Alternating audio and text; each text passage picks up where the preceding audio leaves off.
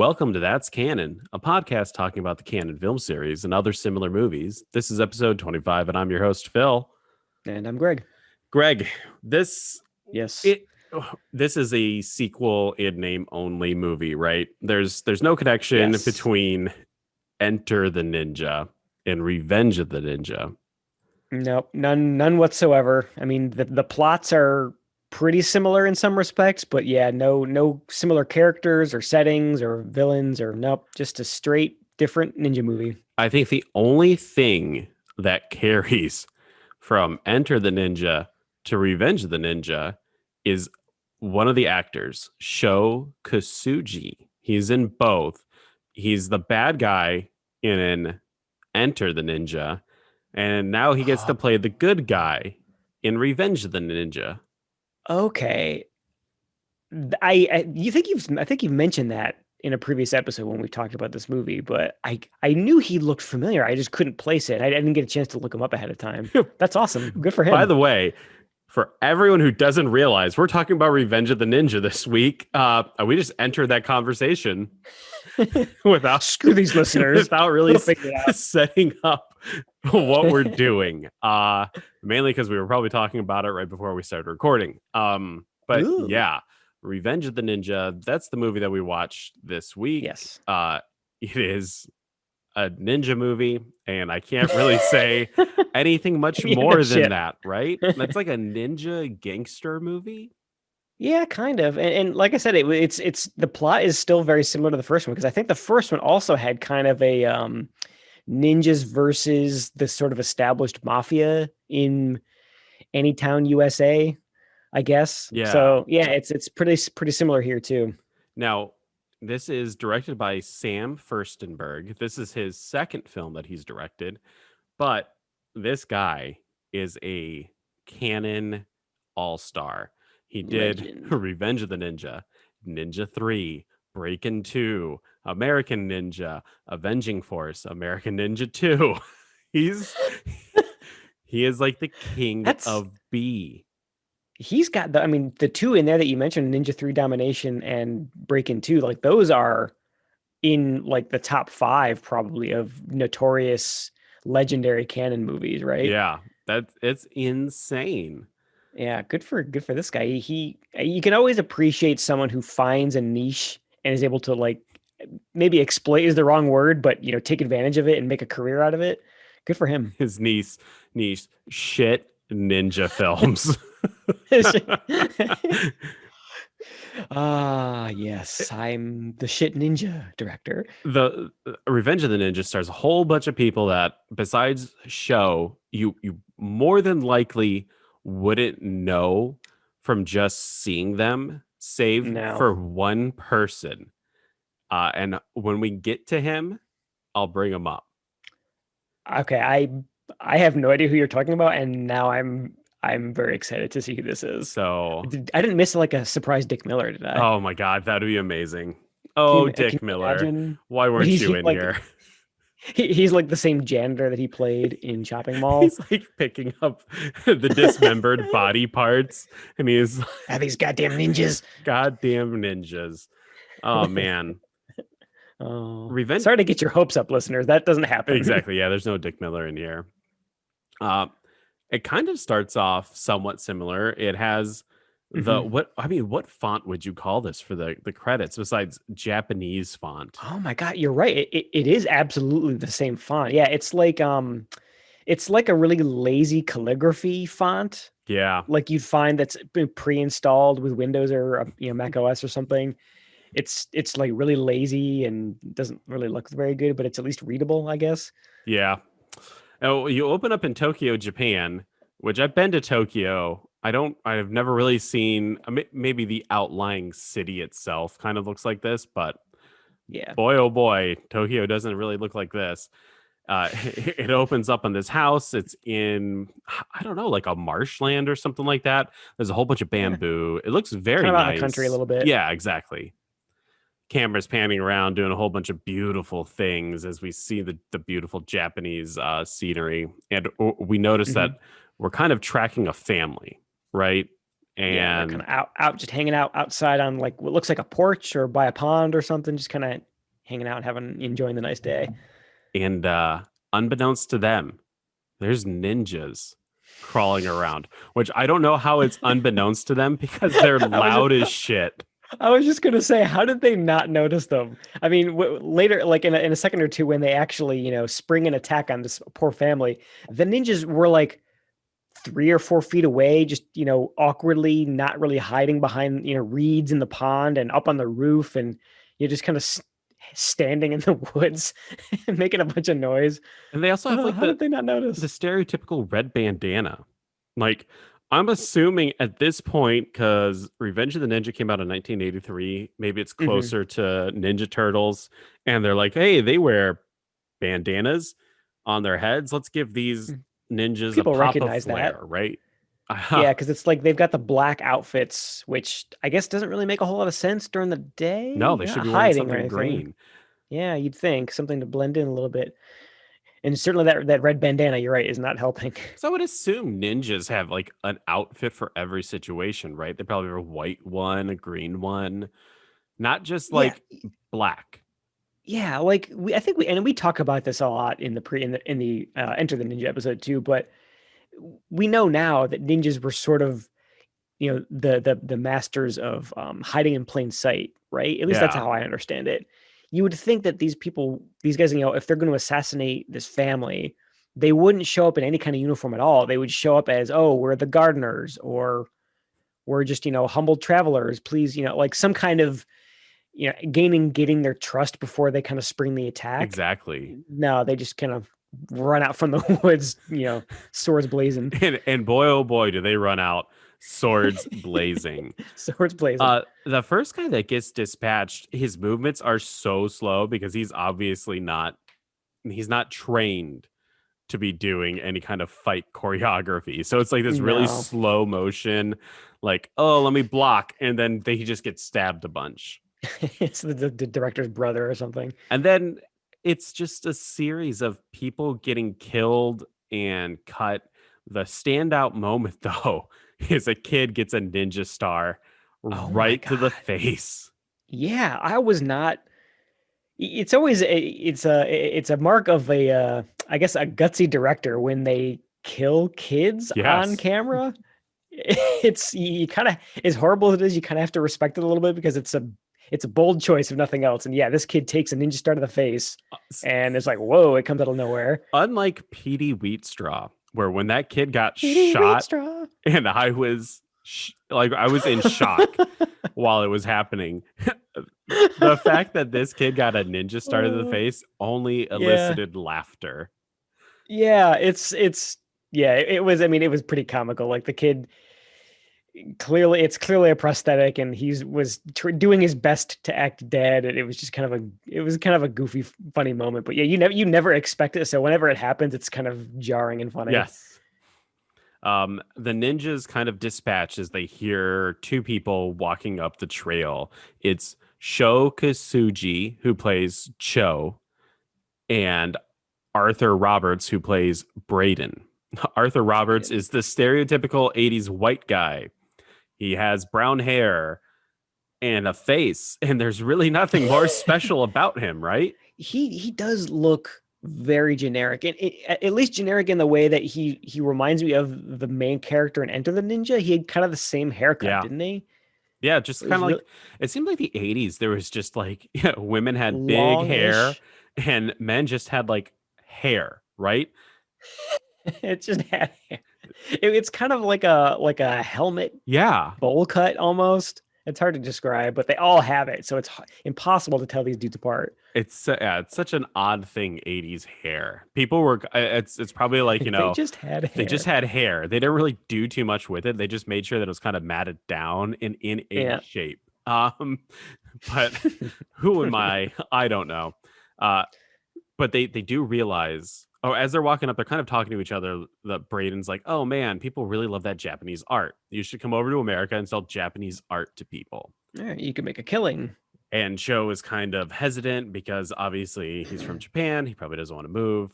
As they get further up towards the house, they realize that there's a bunch of dead bodies and they start kind of running around.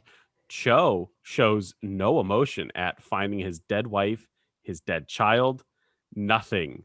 Uh, Yeah, weirdly non-reactive, I guess. I was expecting a little bit, even a little bit more rage, I guess, is what I was expecting, because I assume this was like, a revenge movie. It's in the title. You'd think he'd emote a little bit more, but even though no. it's called Revenge of the Ninja, I never really felt that he was out for revenge at all in the film. I just thought it was a clever way to like make it the sequel, right? Revenge of the Ninja. It's not Without, necessarily yeah. him getting revenge. It's just that the ninja. Oh, it doesn't matter. Uh, It really doesn't. Yeah, you're right though. He's not vengeful in that way. the best part though is as he's surveying the area, he rips the ninja star out of his dead son's face.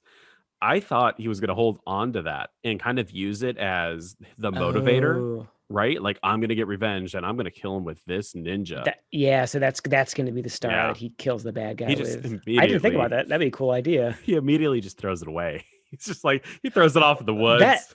Yeah, that's what I noted about that, because I mean, it's kind of weird that he just like rips it out of his son's face without reacting to it, but then he just like ditches it in the pond. It's like, dude, that's evidence. Yeah, a koi fish like comes up. Blub, blub, blub. It's like, he killed that fish. He accidentally killed that fish. Hey, it's a canon movie. What would it be without a little animal cruelty? Oh man, this movie definitely hits all the canon check marks, I believe. Uh, Yes. yeah, it's something else. As he gets done throwing the ninja star into nothingness, the ninjas come back and they just start attacking. And Wave two. there's yeah, exactly. I guess that's all you can really say. The action Cho's action is very good because he seems that he's trained, he knows what to do. So the action between him and the other ninjas is actually like somewhat good, right? Yeah, I agree. I think especially this one, if we're going to be probably comparing it to the first Ninja movie a lot, but I think the beginning of these are pretty similar, where it's like our main guy fighting a bunch of nameless ninjas. I think this one works a lot better.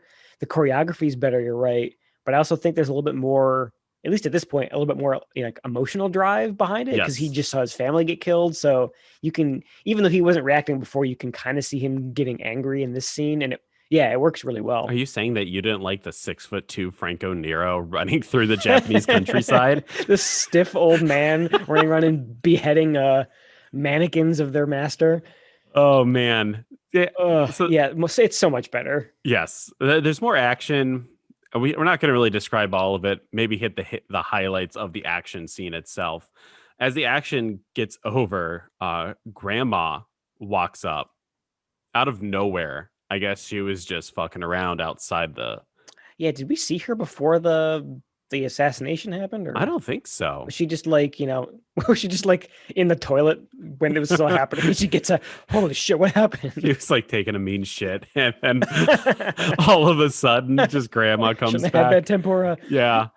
Uh, Cho finds his infant son, and he was actually hidden in the woods. I guess maybe we forgot to mention that. It doesn't really matter.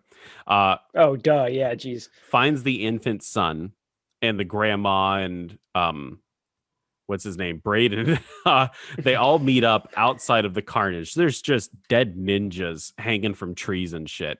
And these They guys, are literally hanging. There's that one ninja. He's just hanging off the roof. yeah, and they're talking like it's a normal Tuesday, Yeah. right? Like this is the ninja attack. It's on Tuesday, man. That was my 10th wife this year that died, so it Not doesn't again. doesn't really matter. Ninjas. Braden is still trying to convince Cho to come over to America, and Grandma's like, "No, this is our This is land. their home. This is what we fight for. This is what we die for." She's like, "This." She holds up some necklace. She's like, "This is the." Which Oh, go ahead. it no, it just has, yeah, that she holds up a necklace like a medallion or something. We get like a good close up on it. Yeah. It's like it's a circular medallion, and it's got, I think it's a dove or some kind of bird in it, I think. Oh man, I thought it was a wave. I thought it was like a Oh. wave of the ocean or something like that. But you know what? I could see Some it. kind of, I could see it being like the head of a dove. that's what I thought. Yeah, it was. Yeah, either way, some kind of design, which we think is going to, because we get this good close up on it, we think it's going to be significant in some way. I think we see that we get another close up of it later, but it really doesn't play any kind of role, right? And later I'll tell you how insignificant that image is, which Oh, is even more shocking to me. Okay. because they do spend like 5 minutes, five in quotes minutes of this film just talking about that insignia, right? Hmm. Uh, Eventually, Cho decides we're going to go ahead. We're moving to America. We're going to open up this art thing with Braden. He's going to be our partner. But Grandma's like, I don't trust him. But 6 years later, they're in California, and California quotes. yeah, exactly. We're in California. No, we're not. California. Uh, we get to see the grown-up infant son named Kane, which is very not Japanese. Yeah, it's like it's something you name your bad guy, Yeah. Kane. In fact, I thought I was mishearing it for the longest time. I thought maybe it was going to be something different, but who cares? No, Kane. Kane and Grandma, who's now even older. Still kicking though. Yeah, she's got that gray hair going now. Uh, some schoolhouse bullies come out of nowhere. They're like walking down the street, and some schoolhouse bullies come up, and Kane just kind of approaches them as like, "Excuse me, let me go by, Please move. Yeah, they're like please." grandma, like they're walking back from, I think grandma must have walked to school to like walk him back, I guess. They're walking back from school or something, or just out for a stroll. Yeah. And then the kids don't let him, and Kane just starts kicking the shit out of these kids. And the kid Oh, is it's awesome. he's really good. He is. He reminded me a lot of that child actor from the Hercules movie we watched. The child, Red The Sonja, little king. Yeah, or yeah, sorry, Red Sonja. Yeah. Ernie Reyes Jr. Yeah, yes, exactly. Thank Yeah, you. It reminded me of that because like it had the same kind of like really cool effect of just seeing a little kid who's obviously really talented in real life, yes. just throwing kicks and punches left and right and doing back handsprings. It was The awesome. kid is better than some of the adults in the movie, and it was great. Easily. Uh, Yeah. some of the highlights of this fight, not really ninja moves, but he throws sand in some Oh, kid's that was eye, and I was awesome. like, that's great. Yeah. I also loved Grandma loving every moment of Kane beating the crap out of these kids. Yeah. She's a proud granny. She was like standing behind him, like clenching her fists and just Yes, like kill emoting. them. She was like, "Yes, you beat the shit out of them." Throw that sand in their faces. Yes. But then Cho comes out of nowhere, and he's like, "Don't you ever beat up kids again." And Grandma's like, "Hey, man, that kid's gonna be a ninja."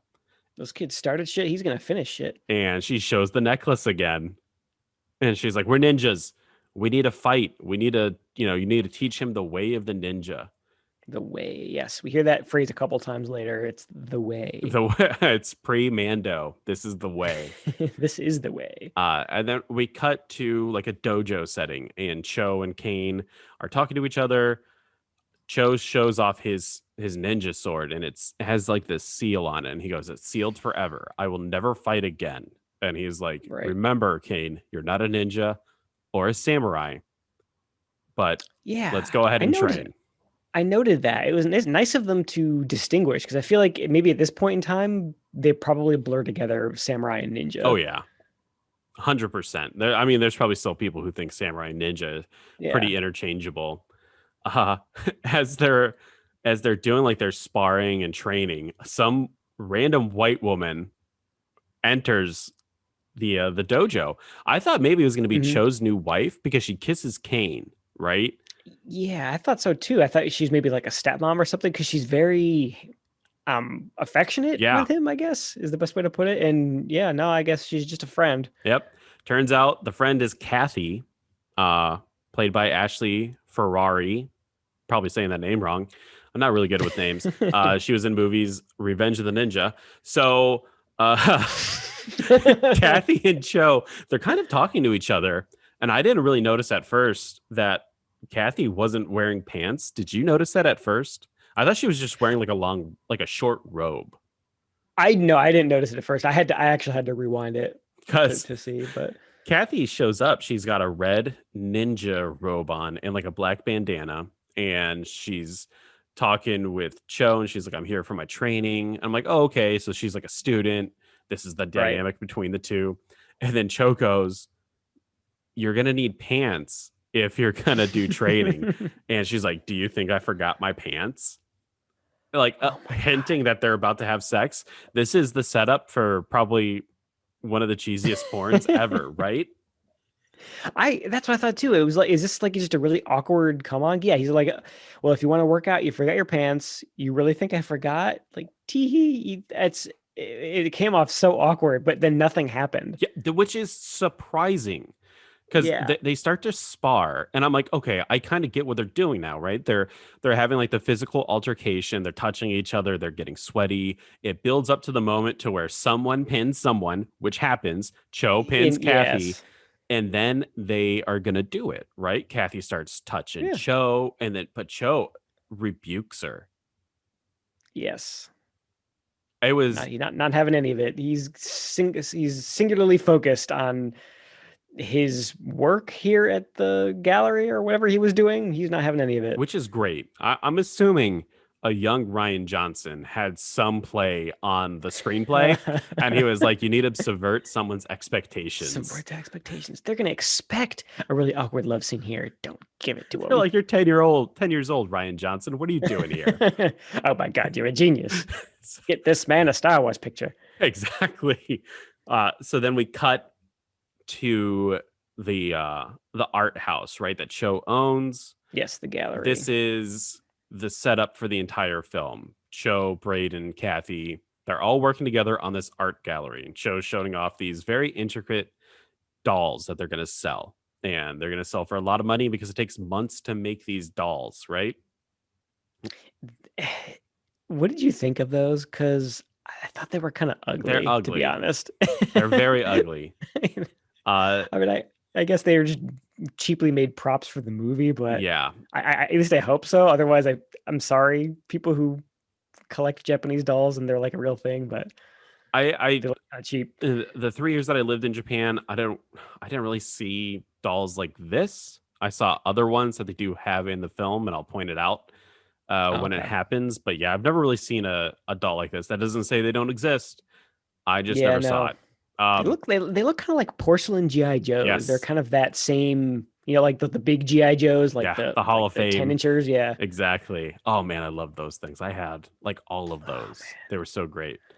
man. Do you have the ninja one? Isn't there a ninja GI Yeah, Joe? Storm Shadow and Snake Eyes. I had both of them. Yeah. They're badass. Badass. Uh, so the logo for this art gallery, did you notice it in the background? I didn't. Is it the same thing as the It's medallion? not the same thing as the medallion. So apparently, What? that's why I was so confused. I was like, What? why aren't they using the logo for the art gallery as the one for the medallion? The one that we've gotten two close-ups on so far? Exactly. Uh, You stupid movie. it's this weird like pillar thing that comes up to a point, and it makes the logo look like an ass.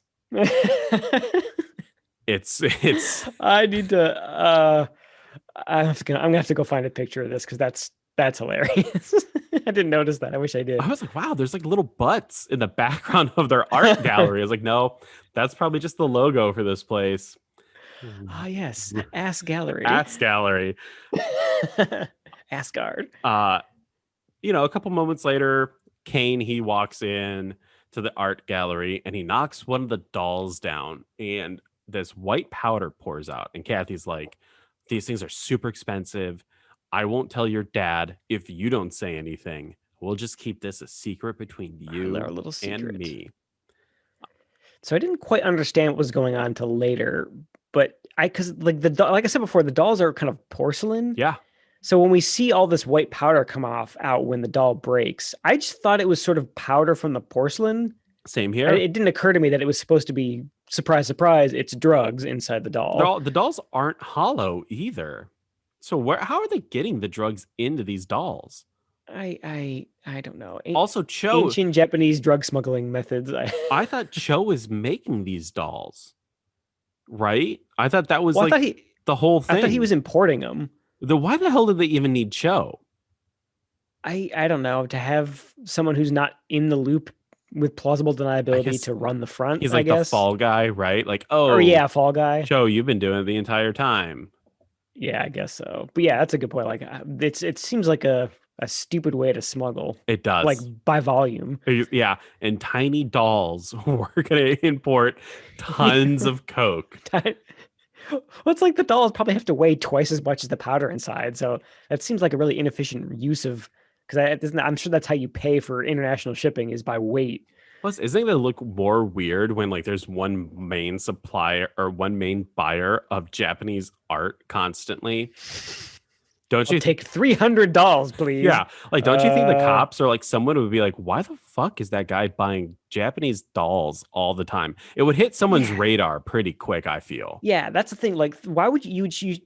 I ain't no drug smuggling expert, but I feel like if you want to do that, you smuggle it inside like a commodity product that you frequently buy in bulk, like Exactly. coffee or vegetables or Yes. something. In fact, I have seen documentaries. When I say documentaries, it's more like those, When uh, I was smuggling drugs. border guard. Yeah, exactly. He's back in the day when I used to do this, like the border guard show, and they're like, "Oh, these are fake bananas. Like someone made rubber bananas, Oh, that's and awesome. they just packed it full of marijuana." Very clever. Yeah. But And yeah, it's the thing. Like you don't bat an eyelash when you buy, 2 tons of bananas in bulk, but 2 tons of Japanese 2 tons dolls. of ancient Japanese dolls. Not Like, even weebs could get away with doing that. get my figures. Yeah, exactly. Oh man. Oh shit. I honestly I didn't think think we we were just going to be able to talk this much about this movie. uh the intricacies of international drug smuggling it's is way more interesting. it's a fascinating science. It probably takes it takes probably genius level to do it. If only they could use their Yes. genius to do something good. And the whatever genius it takes, these idiots in this movie do not have it. Exactly. They are yeah, they are not hiring the right guys. We do find out though that Kathy is working for Braden, and they're together They're both romantically in on the as smuggling. well, which I found to be kind of not shocking that Kathy, the blonde-haired, woman, is really just like the sex pot, right? The honey trap. The, s- That's the term, the right? The sex sex pot. pot. I don't think it is. Is it not? It's I think it's honeypot. sex pot. Isn't that? Oh, a sex pot is a sexy person. Oh, she's a sex pot. She's a sex Uh, pot and a honey trap. if those, oh, either way, that's just a funny phrase. Sex pot. She's trying to honey dick Cho. All right. And, uh, uh, I will I will admit I did get bad guy vibes from her as soon as she showed up oh, in that same way where like she was just kind of a plant to like make friends with Cho to kind of gain his trust, but she was always sort of like the one watching. I definitely get bad guy vibes from her and definitely from Braden oh too. I yeah. mean, they were both clearly bad guys in this movie. What gave it away for Kathy? Was it the hair, the bandana, the fact that the first scene that we see with her, she's like, "Let's have sex." Honestly, it was the fact that she had been training, like she'd been trained and she was also like a martial artist. I thought that there was a split second where I actually thought she was the main bad guy because I Oh, thought that like, oh, she's his student but she's actually way better than she lets on, and they're like the final battle would be between them, like it would be like a reflection of this first battle that they do, damn, where it's dude. just confrontations. You made a you made a better movie right there than the rest of this movie. I mean, I didn't think that for very long because it was like right after that we see Braden and okay, no, okay, never mind. It's just a conventional, regular bad guy, which is Exactly. unfortunate. Yeah, Braden's the bad guy, and they're smuggling in heroin. And she's like, Kane Yes, knows, but we promised each other we would never tell. Braden has to talk to this mobster named Caffiano because they have to convolute a very the simple Gaffiano. plot even more by not just having one level of bad guy Braden, but introducing the ultra boss Caffiano, right? Yes, gotta get the Italian mob in on this It, and action. it's so Italian. Caffiano is when we meet him in his office, he's getting a massage by like one of his henchmen on a massage table. Yeah, that was a little strange. It's kind of weird. It's not. Yeah, obviously there are lots of male masseuses around, but it didn't look like a male masseuse that they had hired to come in to do this. It looked like it was one of the henchmen because I think he had like a gun in like a shoulder holster A or gun, something, right? and he's smoking a cigar while he does this. And they kind Hey, of like boss, you want a massage? exactly. That's what they do. They do that like they kind of pan around the room and they're like the guy's like, "Oh, forget about it." And then there's the young mobster and they're like, "Oh, you're always looking at yourself in the mirror." And he's like Nephew. Cafiano's like, "That's my nephew. He's got to make Yeah, so my sure boy. that he looks good for the women." And like yeah, Just so stereotypical exactly. Italian mafia guys. I actually thought that the main guy, Caffiano, he sounded a lot like Joe Pesci. He looked yeah, oh God, Greg, I have that. That's the next thing I was gonna say. He looks Ah, and sounds gotcha. like not even B rate, C rate Joe Pesci. Same Dollar General Joe Pesci. Yes. When mom goes, we got a Joe Pesci at home. We've got Joe Pesci at home. This This is is the Joe Pesci at home. this is the Joe Pesci that they're talking about. Uh, what's interesting though is Caffiano, played by Mario Gallo, was in a few movies. Mario Gallo. That was Joe Pesci's fake last name in My Cousin Vinny. All right, Joe Joe Gallo, right? are you ready for this? Oh no. He was in Raging Bull with Joe Pesci. No shit. That's Yes. awesome. He was also in King Kong, the 1976 remake version, uh, and he played someone named Timmons in there. But no, Hmm. he was in Raging Bull, that also starred Joe Yeah, Pesci, which is kind of interesting. I wonder if there is a connection between these two, and that maybe. Mario Gallo and Joe Pesci are somewhat related because they, I would believe it if you said that they were like, uncle or cousins or something, yeah, but because they definitely the family resemblance would be uncanny. it is uncanny. The more that I think about this now, there might be something here that I'm not going to investigate any further than this podcast. Okay. The mystery will die here. Yeah, because Joe Pesci, he also was one of the founders, or he kind of like started the Four Seasons with Frankie Valli. Did you know that as well? No. Yeah, and Joe Pesci Really?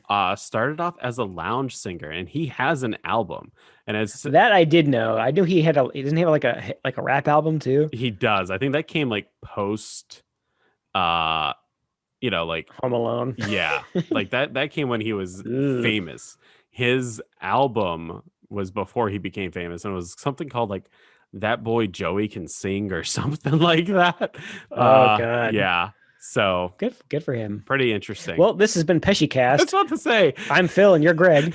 We're talking a lot about Joe Pesci here. I do love Joe Pesci. I think he's great. Yes. Undeniable. Uh, so, anyways, back to the movie Revenge of the Ninja, starring Joe Pesci. Caffiano and Braden, they're talking about how Caffiano needs to pay up for the drugs that are in the dolls. Braden wants the deal to happen immediately because Braden owes the Japanese, in quotes, money, and that the Japanese, in quotes, are very dangerous, and you don't want to you don't want to like mess with them, right? No. Now, was he the Japanese? Does he I actually owe anyone any money? I don't know. Well, I mean, you don't realize till later, like he himself is trained, but you think that there's going to be even like a third bad guy in the mix, like, oh, they're going to bring the Yakuza in Yeah. when they're like, oh, where's our money? And then they're going to fight the mafia and it's going to be this whole big complicated thing. But no, that's, yeah, I don't know. I don't know who are the Japanese that this guy's referring to. Yeah, neither do I. It was kind of weird and kind of confusing when he Yeah. brought that thing up. But Because he Braden, looks scared. he He does. doesn't look like he was, making up just to get his money faster. Maybe he was scared of the death that he has to, to disseminate. Because as Braden goes Yes. home, he opens up this trunk and it has a whole bunch of ninja crap in it and this really Ninja crap. shitty silver mask. The shittiest Okay. silver mask that you've ever seen is owned by Braden. Did that mask remind you of anything? Uh oh my Or is god. it just, No? I'm going to see if you can. Okay, so Was it a movie that we've remember, seen? I don't think you and I have seen it together, but you probably have seen it because I think there was a Joe Bob Briggs episode with it. It was, remember that movie Demons, Demoni? Oh my God. Remember Yes. the mask The from the beginning? Mask. It looked just like it. I mean, I'm sure it's a little different, but I think they actually, I think when some of the characters in the beginning of Demoni pick it up, they say it's like an oni mask, like an ogre, like a Japanese ogre mask. That's what That's I thought that was. It looked just interesting. like it. Damn. Joe Bob. We're bringing everything into this. Joe Everything Pesci, that's not the movie. Joe Bob Briggs. We're going to fucking squeeze in Star Trek somehow. Don't worry, folks. We'll get there. We'll get there. Uh, then we cut to Braden. He goes into a public restroom, and I'm assuming the guy who's drinking the beer with his family, like they're having like a picnic, and he's like, "Oh, I gotta take a piss. This beer went right through me." Was that the guy giving the massage to Caffiano? I think it was because they have that big bushy mustache, Okay, right? because I have in my Yeah, I think it notes, was. why should I care about this guy? Like I've never seen him before. But anyways, so this guy, he's having a picnic with his family, and we see Braden in the background walk by, and uh the guy's peeing in the restroom, and Braden comes out in a ninja outfit and just punches him right in the sternum and just starts beating the shit out of this guy. And you can hear like that was a pretty meaty punch too. Yeah. Like I think they put in a little bit of like a that like celery breaking sound effect that they use when they Yeah. punch something. They put some of that in there. So it's like he's like cracking his sternum with his fist. It was It was great. pretty cool. Yeah. And then Caffiano, meanwhile, somewhere else, is talking to a homeless guy for some reason. The homeless guy is talking about drugs and how heroin's going to get pushed out through a whole bunch of Japanese people, and it's going to make his heroin worth less, even though Caffiano is the person who's working with the Japanese. It makes That's so really no complicated. sense what's I going I on was here. actually I was actually thinking that they were going to introduce another layer like this homeless listening network with this guy, and that it was going to be like some other layer that they have some other people that he'd have to fight, like, oh, they gotta beat up the homeless guys to get the information out of them. Boy, oh I was boy. way You overestimating were. the complexity of this movie. I don't know why. Because Caffiano, as soon as Caffiano walks away from this homeless guy, Braden, from somewhere, you don't see where, it's not Oh, like the geographical location where Braden's at is never revealed to the yeah. audience. Don't see him in a perch or in a window somewhere You just see a ninja star getting thrown right into the face of the homeless guy. again. And what was even weirder, Caffiano and his goons, they run back over and they go pick him up and take him. They take the homeless guy with them.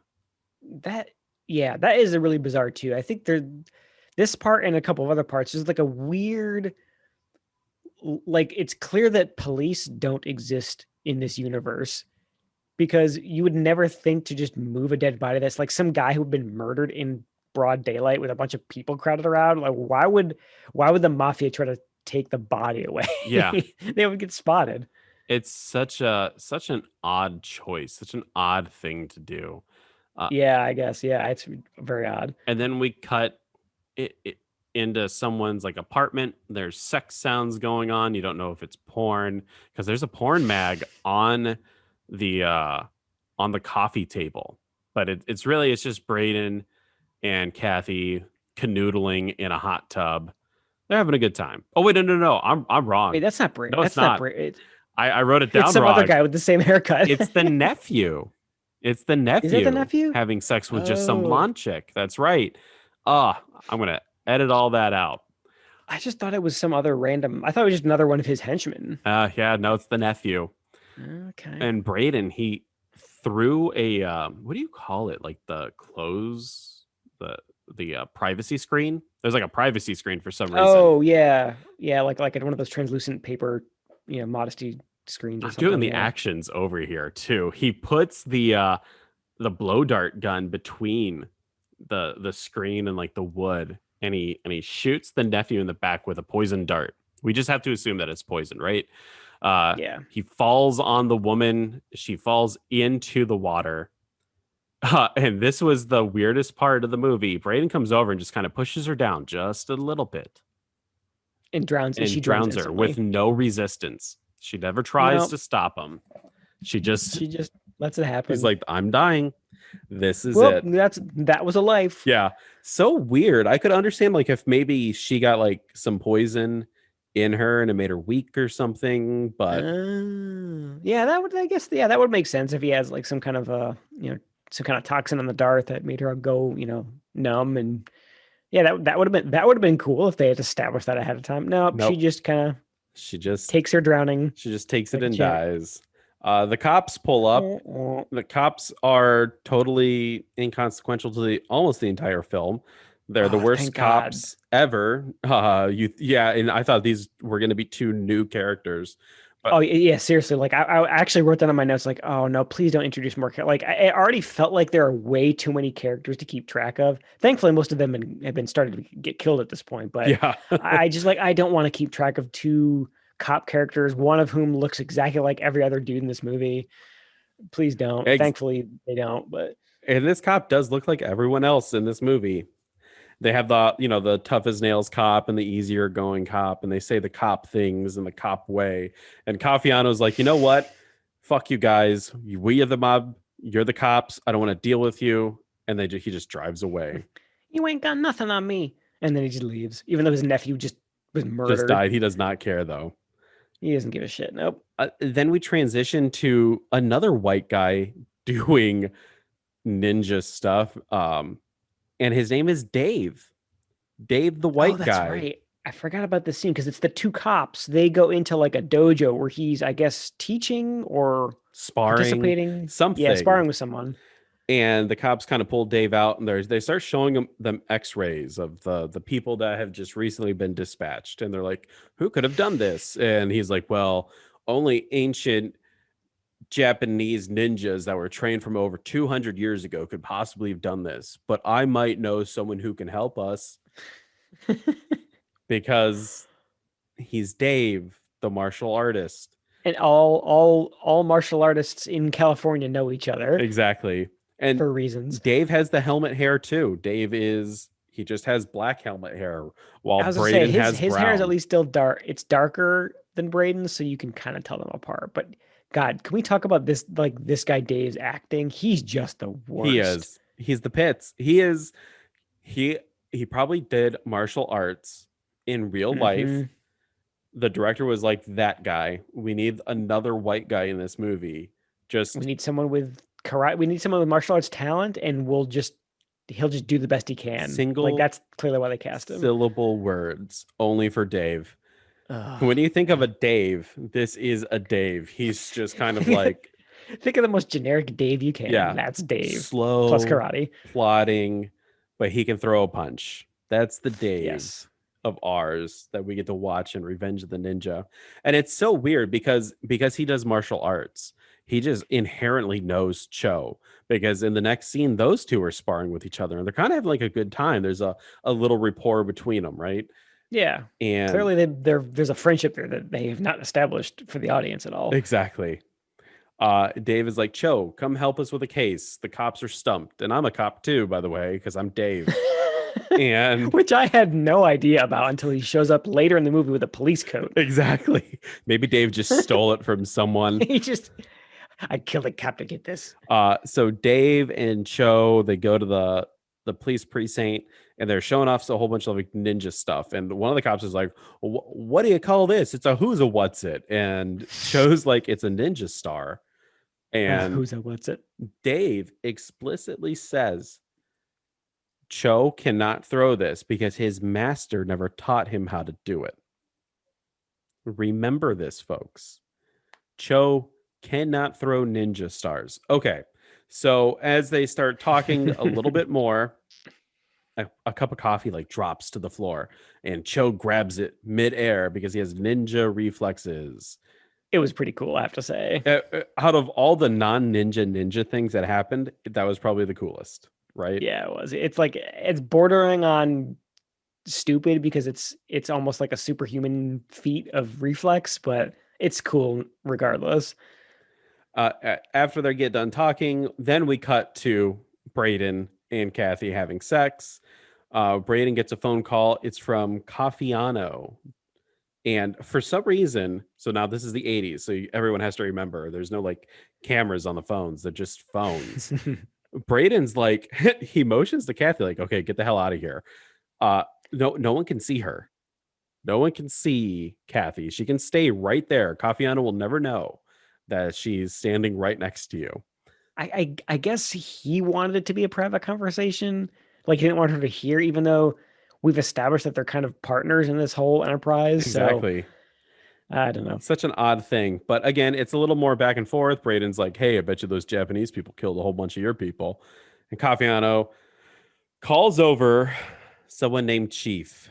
It is clearly a white guy dressed up as a Native American. Oh God, the chief. And it's like, imagine all of the stereotypes of Native Americans you can think of, like the braids and the headbands with feathers and like the leather With vest the frills. with like the little tassels on it. It looks like a Halloween costume. It's just the worst. And they call him Chief. Chief is And played by Don Shanks from Illinois. of course it was. Yes. He did play Michael Myers in Halloween 5, which is probably one of the worst Halloween Oh. films. He I mean, was, he was a big dude. Like yeah, he's clearly like an imposing guy. He's really tall. He clearly has got some muscle on him. But I assume that's why they cast him as a Michael Myers and in this, because they knew that he was going to have to fight. yep. We need someone physically imposing to Yep. do fight stuff. And But Cafiato is like, why I Chief? don't know, I I'm speechless. I don't understand why that had to be because it's the like. 80s. I guess so. Yeah, Uh, they're throwing every other kind of like culture in the mix. yeah. They just had to throw another curveball at us. The Cafiano's like, you're gonna go out to Cho's art studio and you're gonna steal everything inside of it. Everything. And if anyone gets in your way, you're gonna kill them too. And Chief is kind of like, okay. We cut back to Braden's place. He has a Japanese servant kind of getting his ninja gear ready. This is the other guy that you may know. His name Oh is yeah, Professor Toro Tanaka. He is not Odd Job. He is from the. I'm assuming you've seen Running Man. He's yes. Sub-Zero from Running Man. Oh They're like, okay, it's Sub-Zero. Now that's just awesome. zero. That's him. I knew I recognized him. I actually thought at first it was Odd Job. Same here. Because I was like thinking, okay, I thought, oh, it's Odd Job, and then I was thinking because there was a guy in Mako Jaws of Death who looks like that too. I Yep. think that is Odd Job That though is in that Odd Job. movie. Yeah. Okay, but He's he's very similar look, like same beard. He's kind of like the same, slightly heavy set kind of guy with he's bald. yeah, the high Looks and just like tight him. kind of Hmm. thing going on. But yeah, he gets Braden ready. And then again, you see a bunch of the insignia of these little butts. It's even on Cho's car. Cho drives up to his art gallery, and as he But walks then, in, he sees that he's getting robbed, right? So he yeah, goes it's out to been the back, ransacked. and there's another fight. Another fight ensues. This one is super fucking long.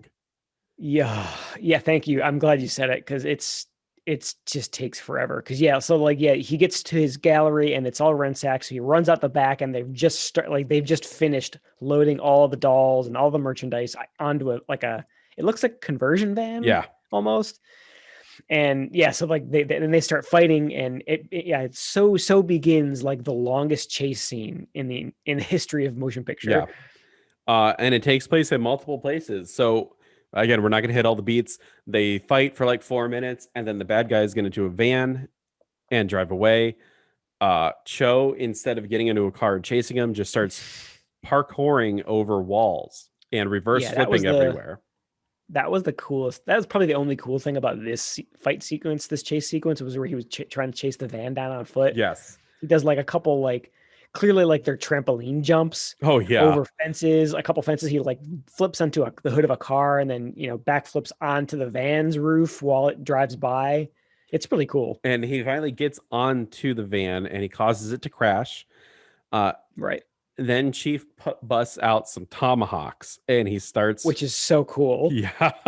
He- Like Chief just just like starts. two big axes, like Yes. two huge hand axes. It's a shame that he's so, such a, like a horrible stereotype, because I think that's like he's otherwise that's kind of a cool thing, because like that's what's always fun about these martial arts movies. There's always like bad guys and characters that have like a Like a thing. like a thing, yeah, like it's the axe guy or the sword guy or the guy who runs on wall. Like there's always some gimmick to each character to make them kind of cool and unique. Yep. And like I thought that was like a really cool gimmick to have like the two-handed, like the two axe guy, but they kind of ruin it with the horrible Yes. the horrible costume. Without it. Yeah, exactly. Meanwhile, Braden shows up to the art gallery while Cho is doing all of this, and he notices that it's been robbed as well. Mhm. But Grandma shows up, and she's Oh ready to yeah. fucking kick some ass. Granny does not play, Uh, not one bit. no, she doesn't. The fight between Granny and Braden is actually probably better than the one we just saw between Cho and a whole bunch of other people, right? Like Yeah. clearly like they're cutting to make grandma look cool, but there's a lot of smoke bombs, there's a lot of this and a lot of that going on. Yeah, she did. There's one really great part where he like throws. I think he might have thrown a ninja star at her or something, but she dodges it. But she does like a couple back handsprings. Yes. Clearly a body double, Yes. but it looks so cool. And then yeah, she uses that like those little ninja smoke bombs to sort of like disappear and move around the room. It Oh, was it's so it awesome. was very good. Bray or meanwhile Cho is still fighting the other guys. Eventually the other people they kind of like they go away, right? Either he's beating them all up or they eventually just get back into the van and go away. Uh Yeah, I think one guy gets away, right? yeah, not Chief He though. kills two of them. Yeah, either beats him up or knocks him out or kills him or something. But then yeah, one other guy gets away with the van. Also, Kane, for some reason, is scuttling around on top of the roof. And Scuttling. yeah, He's a crab. there's really no reason why he should be up there. No. The fight between Braden and the grandma finally culminates, and the grandma using a smoke bomb. She hides behind a paper wall, and Braden just somehow knows she's there, stabs the wall, and kills her. Yeah. He takes off his ninja gear to wipe the sweat off of his brow, and he looks up and he sees Kane, who's looking down from like the skylight. Yeah, it's like a skylight or something. He opened up. Braden's like, shit, I gotta go kill that kid now. Kane cuts the rope ladder that Braden is using and he Yes. falls. It's so great. This kid is just like every time you think that they've exhausted the gimmicks that they can do with a talented martial arts kid, he does something else cool. Yes. Like that's, I mean, it's not like he was, showcasing any cool talent. It's just a fun thing for a kid to do, to have that much agency in the movie, to actually like to cause the bad guy's plan to to get halted a little bit. It's just Exactly. cool. It's a very neat moment. And also another moment I like. So as Kane is running away on the roof, he gets next to like this access hatch, and Braden just busts it open and Kane gets knocked down. It seems like such a real thing that would like actually happen in real life, right? Like it doesn't Yeah. happen in movies because movies are heightened reality. But for some reason in this movie, it does actually happen. Yeah, it does seem very kind of grounded and almost like unchoreographed, maybe is a good way to put it. It doesn't Probably. seem like something that you would plan, Yeah, I guess. exactly. Yeah. There's a little more back and forth between Kane and Braden fighting, but eventually Kane runs away and Braden is kind of like distraught by it. Cho shows up to his dojo and he sees his dead grandma, and then he finally takes the necklace. He is now the owner of the necklace that I don't think is ever really brought up again. No. Man, Uh this poor guy, he can't catch a break. I mean, his whole family yeah, has just been sliced to death over the course of a couple of years. it's insane. And then for some reason the cops show up. I don't remember if someone called them or not. I don't think it really Oh, matters. geez, yeah, I have no It's idea. just the two loser cops. Very forgettable. Whatever, who cares? Uh, but he's like, Cho's like, don't trust anyone and look for my son. Meanwhile, Kathy is getting sexually assaulted by the Japanese servant guy. And the not odd job guy. Yeah, where did that come from? I don't know. I think okay, no, I take that back. There was one part earlier when that servant shows up. He kind of gives her like a long glance, and it's kind of like one of the like a creepy glance. And I think that they established like he was after her in some way. That's that's like the sexual innuendo between the two. I guess I'm grasping at straws here. I think they tried to establish it, but yeah, it's either way, it's just as gratuitous it is in all these canon movies where like horrible rape scenes are just like a misguided excuse to show TNA Yeah. in the movie. It's just horrible, and it's like, thankfully, it doesn't go on too long. But it would Nope. just talk about checking those canon movie boxes, right? Exactly. It's not a canon movie unless there's rape, and they definitely got it in there this time. Yeah, Braden though does the right thing and kills the Japanese guy. Uh, and then he tells Kathy like, "Oh, we need to find Kane," and but she's like, "Oh, Kane's only a little boy." And then Braden does Japanese mind tricks to her and yeah. What hypnotizes her. what was that? That's not a. I mean, I don't know a ton about real life ninjas, but was there ever any like mythology around them being able to hypnotize I people? don't know. It seemed like it came out of left corner, right? I did not see that coming. Yeah, it was very kind of Jedi mind tricky though, wasn't it? Yeah, it was very. This was probably one of the more hokey Yeah. moments of the Oh yeah. movie. Uh, cut to Cho. He's praying in, I don't know, a temple, Yeah, it and looks like some kind of temple. It was actually that temple was one of the better looking sets in this movie. The rest of them smoke. are kind of bland. Yeah, It's got that kind of smoky smoky, aura. Dave, the lots white of like guy, things on the shows wall. up. He's like, "Hey, we gotta go get those bad guys. My name's Hey, we got to Dave." go get them. I'm Dave. And that's essentially what they do, right? Like that's what they set out to do is Yeah, they there's they know some other guys who might know where to find the big bad. exactly. And they show up to the park and it's the village people, right? I wrote that exact same thing down. I said these ex-cons are looking for. They look exactly like the village people. And they fight. There's just more fighting. The highlight for me of the fight is when Cho stabs a guy through his foot and impales him on a piece of wood. Like pins him to the ground Yes, it was with the awesome. with the knife.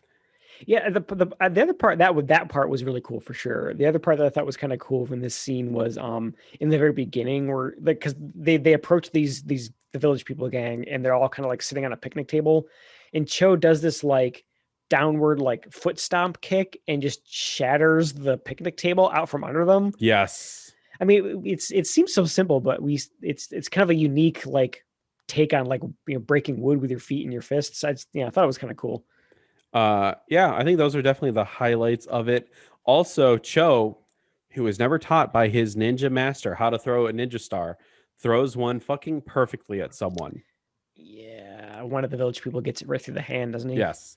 So anyways, they don't learn Pay no they attention. learn nothing from these people either. There's no information gleaned.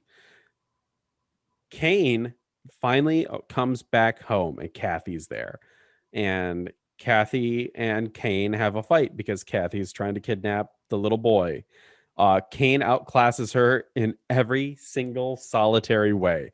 Oh my god, this was another thing I have to give the movie credit. I don't think I've ever seen a fight matchup between, like an adult woman and a little kid. Yeah. That's such a unique matchup. I don't think I've ever seen in a movie before. And it's just ruined in this movie. Like it's not ruined, it's just like worthless in this movie, right?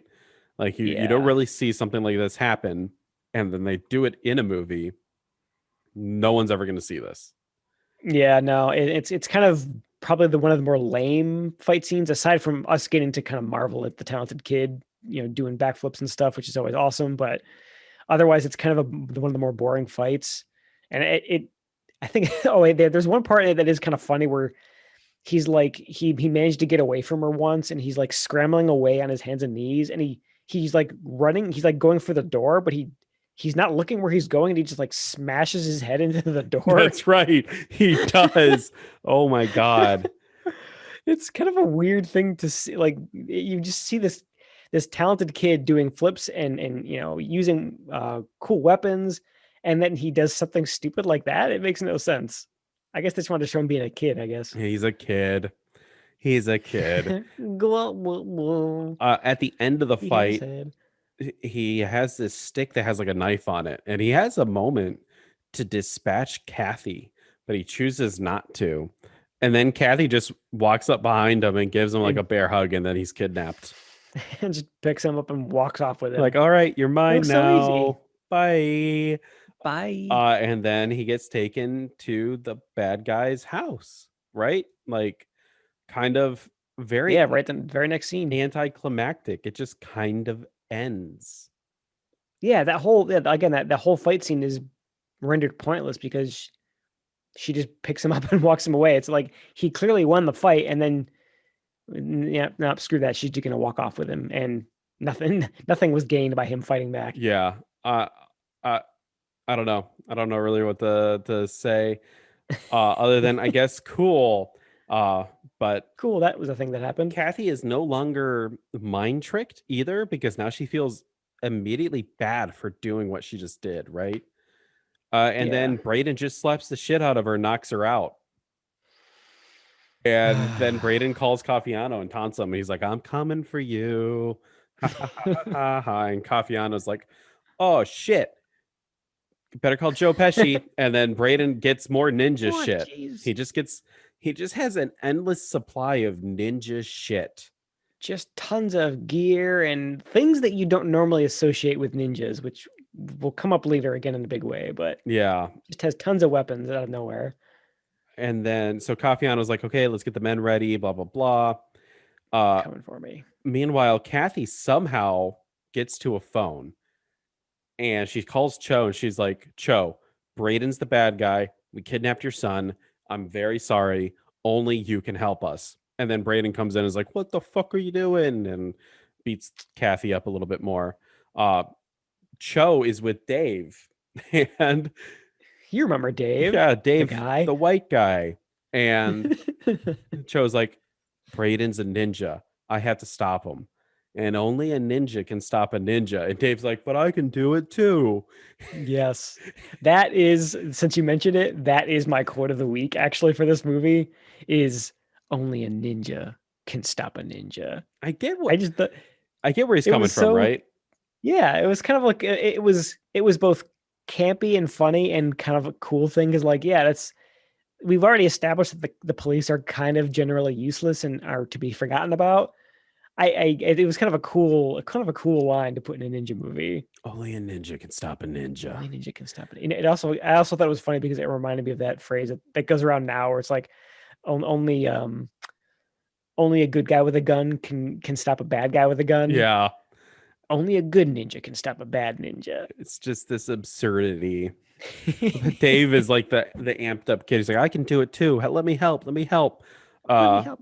Come on, boss. Dave, just stay the fuck out of the movie. You're dragging it down. You're probably like 15 more minutes Uh, of this movie than this movie needs to be. yes. Uh Also there's also so Brayden is getting ready and so is Cho. Cho is it has like this, I don't know, he's like in a temple or something like that. And he's just getting ready and he's getting his ninja gear on and it's like a holy experience for him, right? Kind of like Yeah. he's becoming a ninja again, even though he gave it up. Um, Yeah, I thought it was kind of yeah, that was kind of a cool thing where I think he pulls his sword back out and he's like gearing up, he's putting his outfit back on, he's putting his mask on, and then he does this thing. It's like straight out of Dragon Ball Z, right? Where he stands up and he's like yelling and screaming and powering up, and you see the lights behind him start to flash, and then you see like there's wind in the room that picks up. his hair It turns was yellow. his hair turns grows a tail. It was really Wait, what? cool. Uh, Yeah, no, this scene it was, was this scene was really good. It was a lot better than a lot of the other scenes in the movie. yeah, which is odd because it's so simple. Like I mean, it's just like a gear up montage for all intents and purposes, but If one of the more kind of well done, stylish things that's in this movie. if only the rest of the movie could have gone with the keep it simple method. If only. Uh, Brayden, meanwhile, has Kathy in a hot tub, and he's just like spraying her with boiling hot water.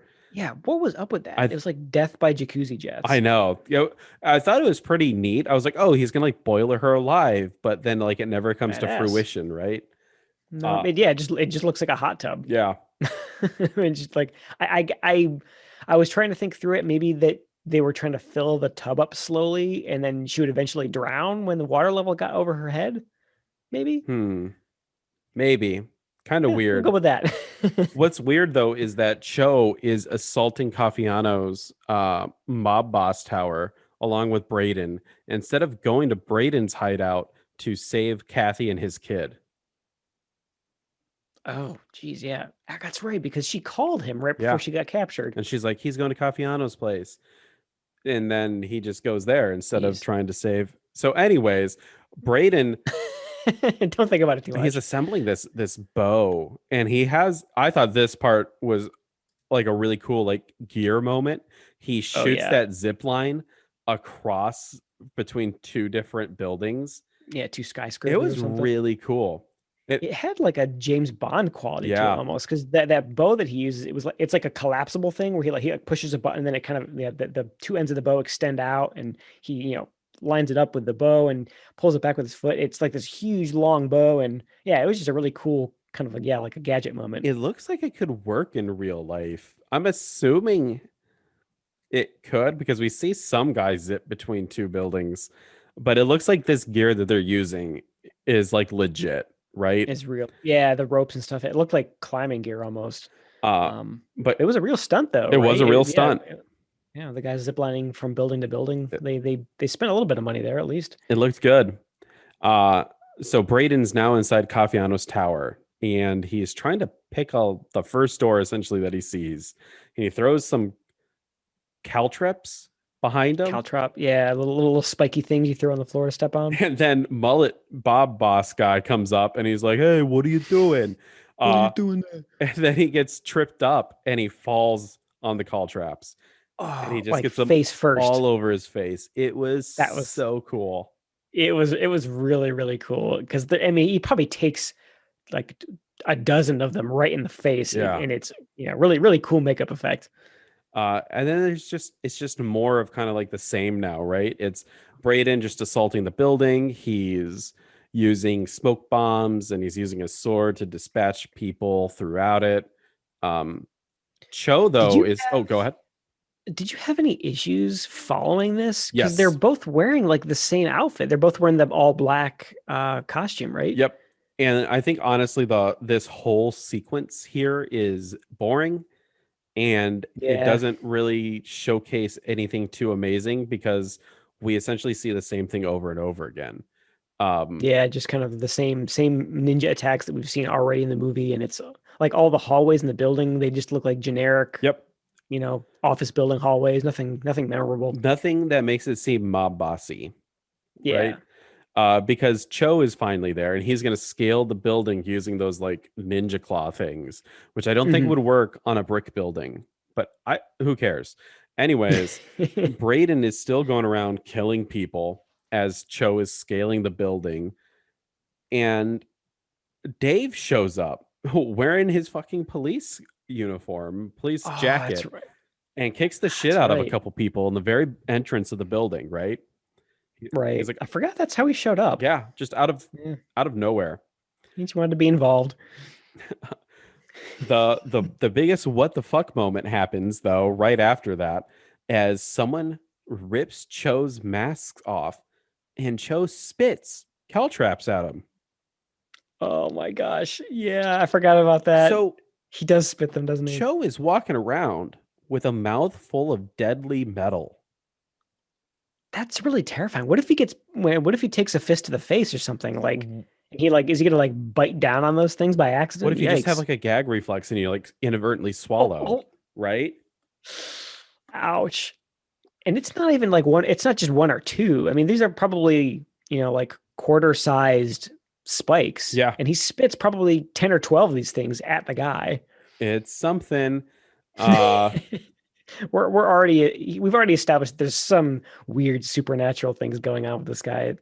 Whatever, I'll buy it. Meanwhile, Kathy's about to drown to death, but Kane, he's in a sauna and he goes over to like the red hot rocks and burns his bindings off, right?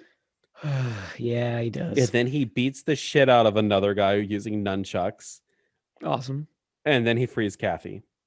So now they're safe and sound. And Kathy calls the police. She's like, "Get to Cafiano's place. There's You know the one. ninjas." Because ninjas just kind of like cops will be like, "Yeah, we got to go get some ninjas," right? Yeah, they've got protocols for that. Meanwhile, at Cafiano's place, Braden is just killing every mobster that he can find, throwing ninja stars, using his sai. Cafiano has like an M16 and he starts shooting it everywhere. And then he gets a ninja star through his hand and he starts screaming in pain, right? Yep. That's the last time we ever see Cafiano in the entire movie. Wait, is it? Yes. Jeez, He you're right. doesn't die. There's no comeuppance. There's no he gets arrested. He That's just so bad. I completely forgot about that. He's a major villain at this point. yeah, You'd think that there would get some kind of, big death scene or nothing. something. We get Ah, bummer. nothing. Uh Dave is going through the mob tower, right? And he finally meets up with Braden. There's a little bit of a fight, and then he's like immediately killed. He just gets stabbed. And Cho comes up, and Dave is like, "I did pretty good, huh?" And no, you didn't, Dave. You didn't do good at all. You did not do good. It Not this bad, not bad for my first try, right? The scene Oh. cuts. It is the hardest cut in all of hard cuts. It's just Cho and Braden on the roof now. Yeah. I I mean, There was never like a moment where they locked eyes and they're like roof now or yeah, like anything. how do they know to meet there? Because they're in this giant office building, not near each other at all. How did they know to go up there? I have no idea. Uh, So weird. Anyways, they sensed each other. this is the moment, Ninja senses. just like in the last Revenge of the Ninja film, where they kind of have their honor, their tradition, and they're setting up to Yes. fight each other. They do a couple like hand movements, and then ensues the worst fight in the entire film. Yeah, and another one that just goes on way too The long. other one, if I'm remembering correctly, was over in like a minute, and it was shockingly short. But compared to this one, which goes on forever, I would have rather taken the whole like Cho just immediately kills him because he's the superior ninja, as opposed to this Yeah. long, drawn out, jump around bullshit. Cat and mouse nonsense. Yeah. A couple of the highlights of the fight is Braden has a full life size dummy of himself that he Yeah. uses. We have to set that up a little bit. So he's like they're chasing each other around this rooftop, right? And he chases Cho chases Braden around like a big air conditioner or Yeah. something. And then Cho thinks he's got the jump on him, so he like jumps out from around the side and like vertically slices what he thinks is Braden like right down the middle, and he just like gets chopped in half. And for a split second, you think he actually chopped the bad guy in half, but it turns out, yeah, it's just like a full size mannequin, which came out of It doesn't nowhere. make any sense though, Greg, because Cho Where gets was he keeping it? grabbed by Braden, turns Cho around, they clash a minute, and then he does the vertical swipe, and then it's a dummy.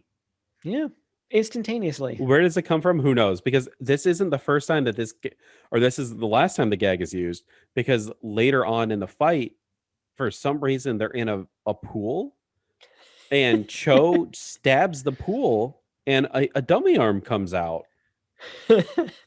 Well, what I want to know is how did they lose track of each other for long enough for the bad guy to hide in a jacuzzi? I don't know.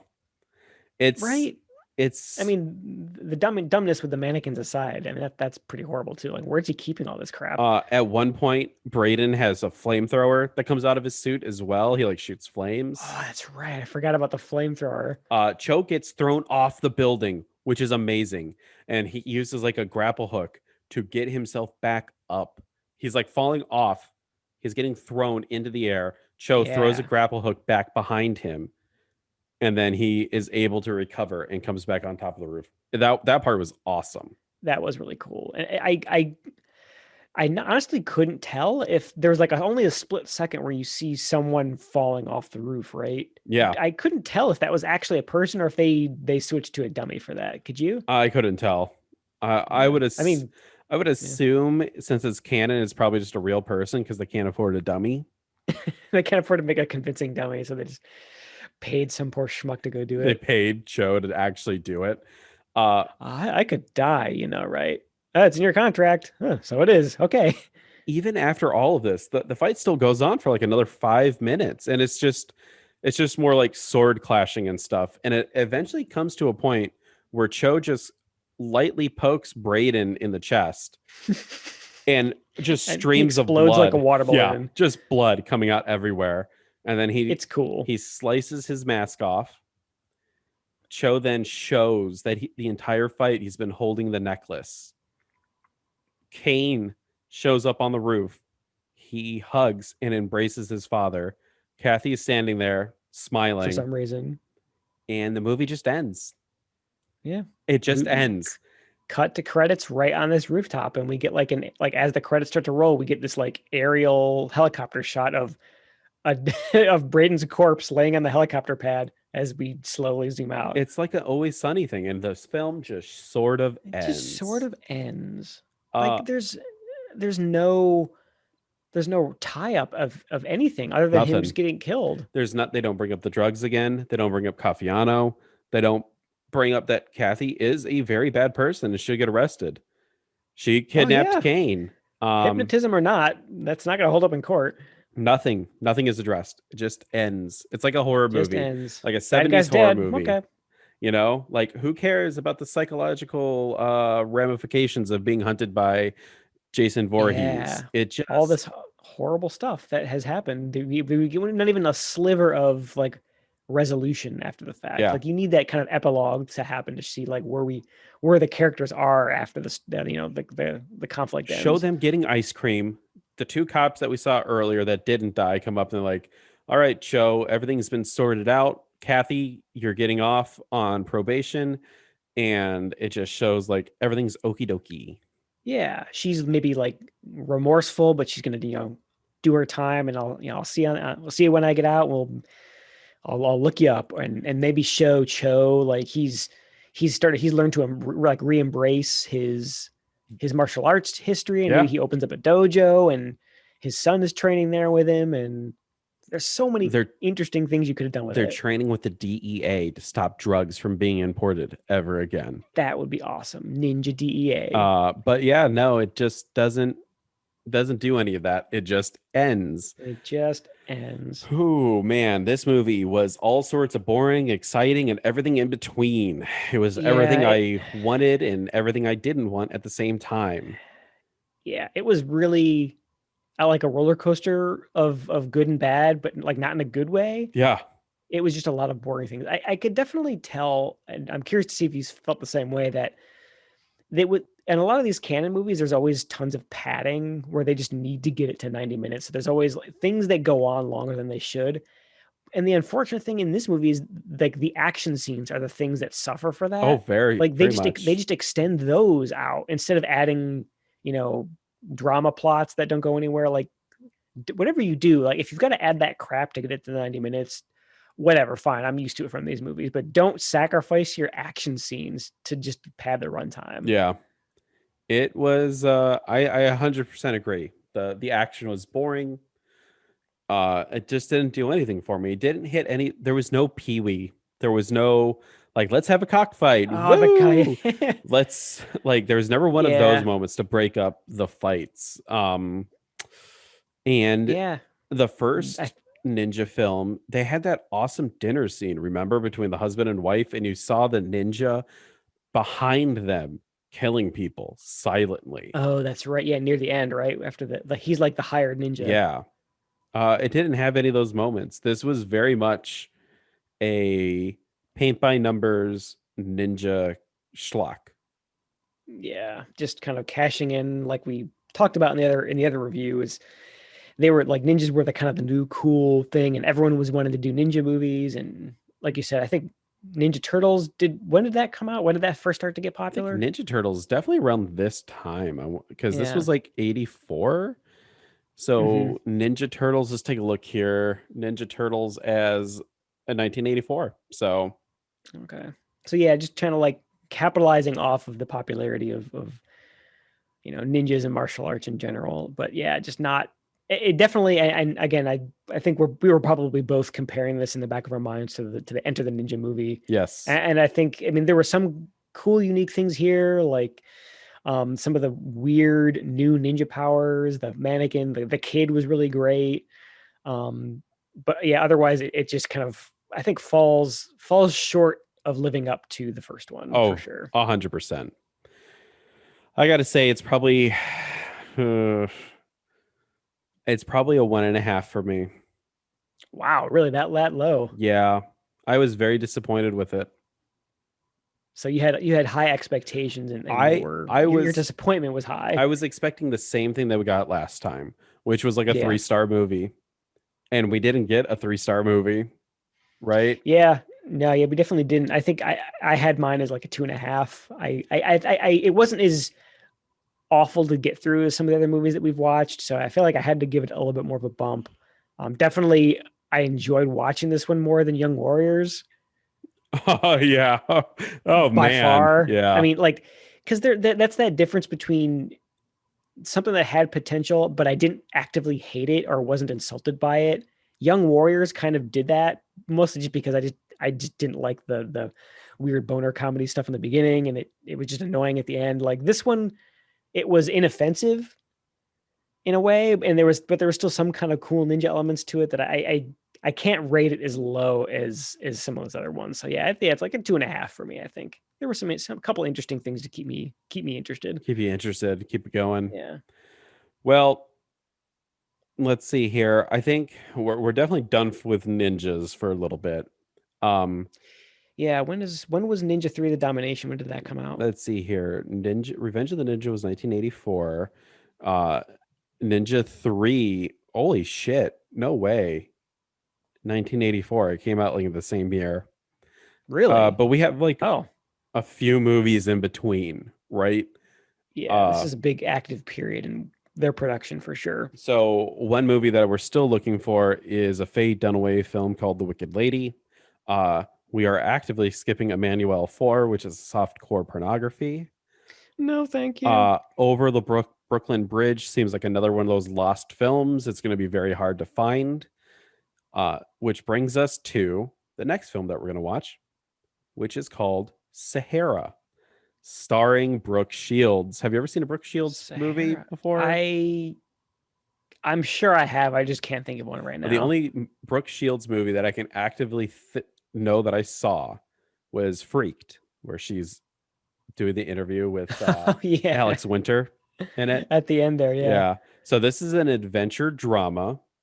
The poster for it elicits Indiana Jones. It's like a very Drew Struzan uh Okay. poster. It's got, like vehicles being driven, Brooke Shields looking gorgeous, a man looking rugged, jaguars.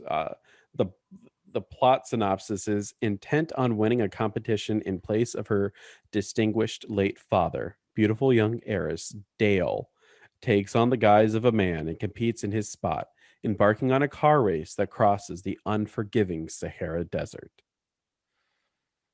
Wait a second. Didn't they remake this at some point? This sounds familiar. So now there is a movie called Sahara with Steve Zahn and I can't believe I'm remembering Steve Zahn's name and not the other actor who is Uh, extremely famous, Matthew Matthew McConaughey? McConaughey. Okay, yeah, I'm imagining like a trailer or something for some reason, like digging deep in my memory. I I don't know know if it's at the same plot though, right? there's another. No, I don't think it's the same plot. There's Okay. another movie, Hidalgo, with Viggo Mortenstein, uh, and it's about a horse race across the desert. There's the Yeah, Cannonball yeah, Run, which is a car race yeah. across Kind of that definitely sounds familiar. across Yeah, America. I guess I'm just like smashing all of the like vague memories of all these different movies together into what I'm imagining this one to be. Now, I know we have plans for the next episode, Sahara, and then we have plans for the episode after that. So let's kind of like break down what the future holds for That's Canon. The next film Yeah. that we watch, Sahara, is going to be our 25th movie. It'll be episode 26. The first episode, we talked about just movies in general and our history with canon.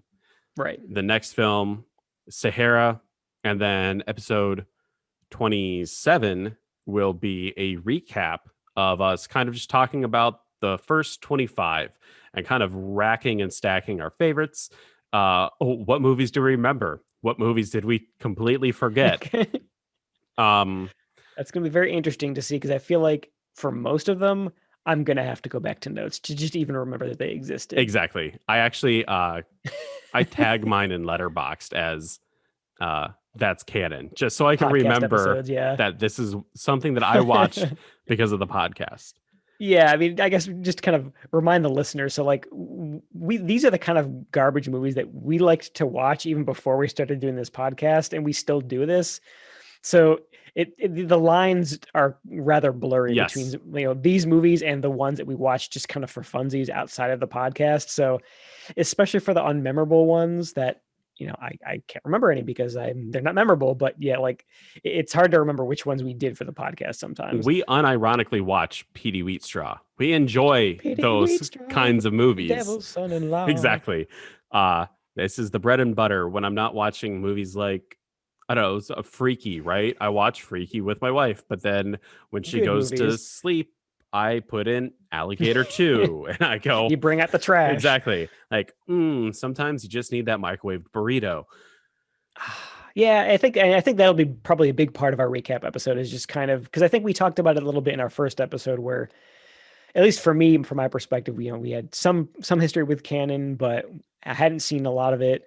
So now that we've gotten through a decent chunk of the library of some of the bigger ones, and I think we'll probably get into how we feel about some of the tropes that are kind of through line through all these movies and see which ones are genuinely entertaining, funny, bad, and which ones are just forgettable.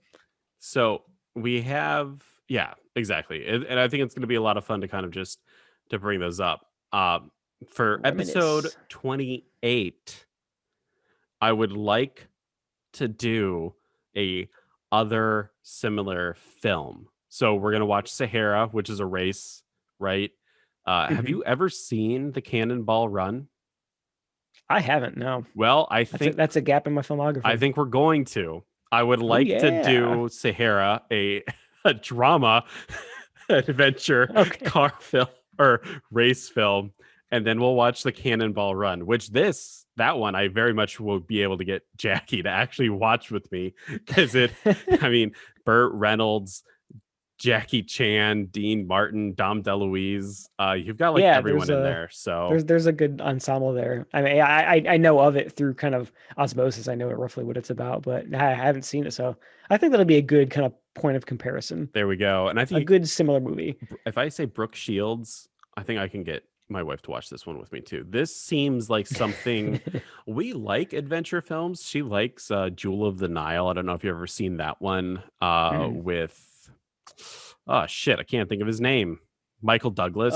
It's very good. Oh, Danny DeVito's in it as well. So we kind of like these 80s adventure movies. The fact that I've never heard of this one, we'll see what it's like.